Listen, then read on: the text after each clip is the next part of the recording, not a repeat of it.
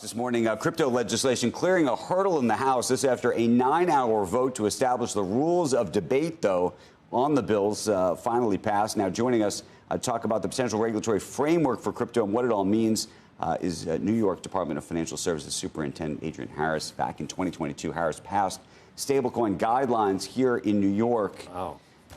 We've made a lot of this, and I guess the biggest question is just how important is this bill ultimately? And if this all happens, what happens? I don't think people really actually even understand. Right.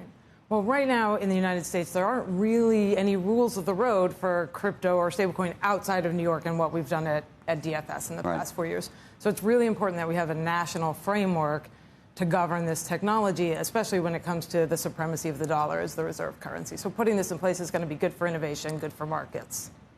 But just drill down, because I think people talk about Genius Act all the time, and they don't even know what they're talking about here. I mean, we have conversations on the set recently about tokenization. People are tokenizing private company stock, for example. I don't think this bill addresses whether that's legal or not, technically. No, so I think it's really important to distinguish crypto assets, tokenization of real-world assets, and stablecoin, which is what Genius addresses, right? So Genius really takes from what we did in New York 3 years ago to put in place guidelines. There will have to be rules written, but things like one-to-one reserving. So to make sure there's $1 for every stablecoin that a stablecoin issuer issues, right? So that's backed one-to-one with cash or cash equivalents. That a consumer can redeem that stablecoin within a timely timeline. So are you of the view, so right now Circle is the winner of the game. Yep. They're the only game, really.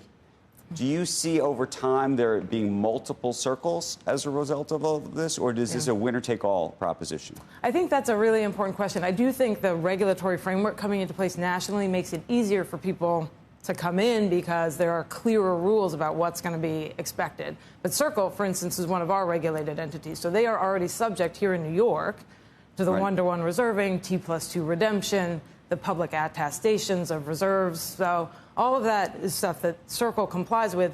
Others will now have to comply with it nationally. I don't know if you can say this or not, but would you short, for example, all of the credit card companies, anybody who owns one of these networks, anybody who's engaged in financial transactions of any sort, given the idea that if stablecoins were to work the way they're supposed to work, you would think the margin compression on all of these fees would go to basically zero. All the credit card companies, to the superintendent of the Department of Financial Services. And you don't mean her, actually. You mean if you were a person who could. If you were a person trying to understand where this all goes directionally, if this works the way it's supposed to work, you would think that it would take out a lot of margin. And then the question, who is going to capture that margin? So that is the promise of stablecoin, right, is that it is redoing the financial infrastructure. So things can move more quickly, they can move more cheaply, faster, right, across borders and all of that. So I will stay away from giving investment advice or doing it yourself, or doing anything myself. I don't do that.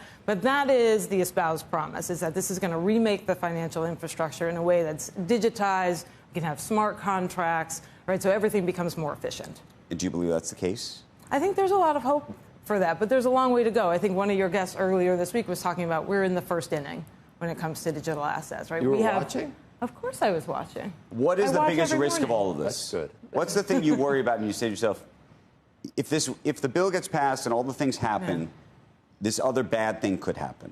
Well, so one of the things in the bill in Genius is they allow for foreign issuers to issue into the U.S.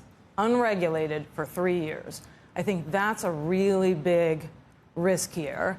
It essentially puts U.S. companies that are coming through the front door at a disadvantage. And I was watching earlier this week when Bob Diamond said, look, the mature companies want to be regulated. Right.